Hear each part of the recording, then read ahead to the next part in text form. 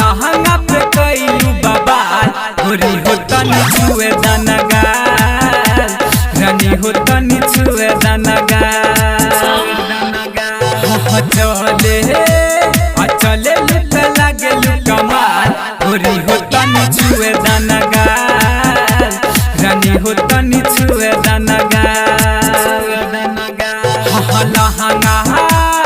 लहंगा पे कइलू बाबा गोरी हो तनी छुए दनगा रानी हो तनी छुए दनगा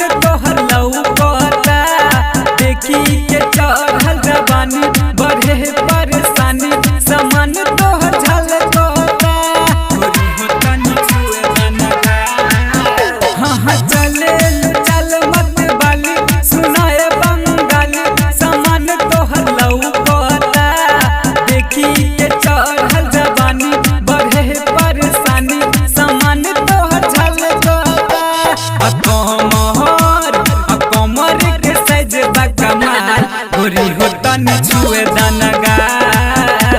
रानी हो तनी छुए दनगा लहंगा पे कइलू बाबा गोरी हो तनी छुए दनगा रानी हो तनी छुए दनगा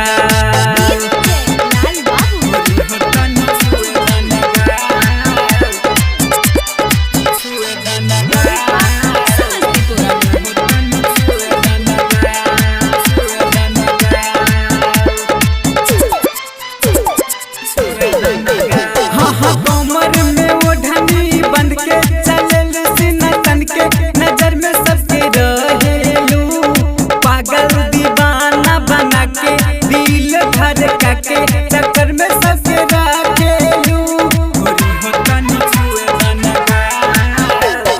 कमर में ओढ़नी बंद के चलल सीना तन के नजर में सबके रहेलू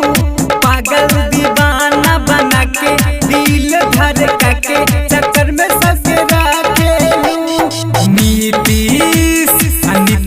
विपिन के बारू माल गोरी हो तनी छुए दनगा रानी हो तनी छुए दनगा लहंगा पे कइलू बाबा गोरी हो तनी छुए दनगा रानी हो तनी छुए दनगा। Recording studio public music Dudhpura बाजार।